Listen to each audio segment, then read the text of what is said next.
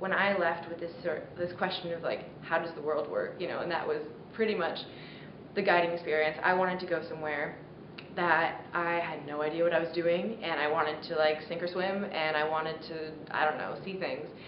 It was one of the best experiences that I've had so far in my life, just in the sense of traveling can also be compared to like, how do you operate as a person? How do you operate in a new situation? What does it mean to learn new information? How do you integrate it? How do you walk away from that experience and make something better because of what you've experienced? And that is something that I've gotten from that year. It definitely widened my views on the different educational systems. I did not realize that it was so different.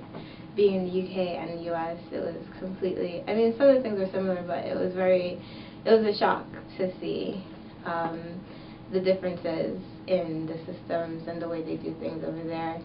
So it was interesting. It was definitely challenging to get used to. It gave me an opportunity to kind of study things that weren't physics and really to explore other areas of interest, which was really good actually, because I found out that I liked them kind of more than physics. Once I got to Yunnan Normal University, I was surrounded by a lot of students from Thailand, Vietnam, Cambodia, as well as Australia, Africa. So it was just nice to be in that setting with other people who had the same desire to learn Mandarin. It was a way bigger setting than learning Chinese at UVM.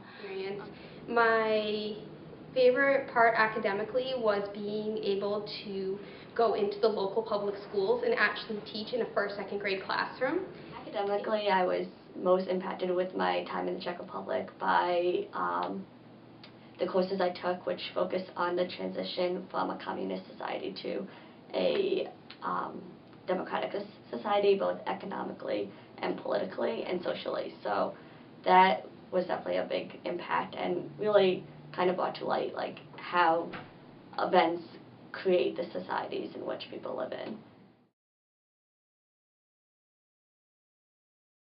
It was a bit shocking because I thought I knew what to expect. I thought I really knew what to expect, but I didn't at all. I picked up on the different accents within the UK, and there are a lot. There are so many, and I definitely realized that I had an accent because I thought I didn't have an accent, but I definitely realized that I have an accent and I talk so much different, and they did not let me forget it. At Aoyama, I got myself an apartment, so I commuted every day to Tokyo, and then it was adjustment to life, but it was really fun. And you know, the amount of independence you gain by doing that, being on your own in another country, is just like a valuable experience. My most memorable experience was one of my trips that was planned through the university to Slovakia, when we got to hike the High Tatra Mountains, which is some of the highest mountains in Slovakia. And it ended up started snowing, and it was the first snow of the year, and it was just really kind of surreal to be hiking in mountains in Europe with it snowing in October, so that was a lot of fun. I had 2 3-week breaks. So in those 2 3-week breaks, I basically backpacked. The first time around, I went to Guangdong to visit my grandma. The most memorable part of my time abroad, I think, was being able to teach English to Bulgarian students while I was there through the English Language Institute. I'd never done anything like this, so it was kind of a huge challenge, especially it was really culturally immersive. I was with only students that spoke Bulgarian.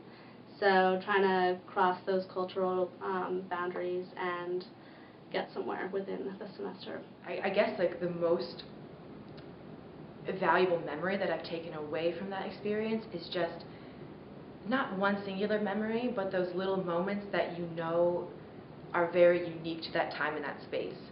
So traveling and looking for that little bit of space in which you are really experiencing a culture, whatever that could mean.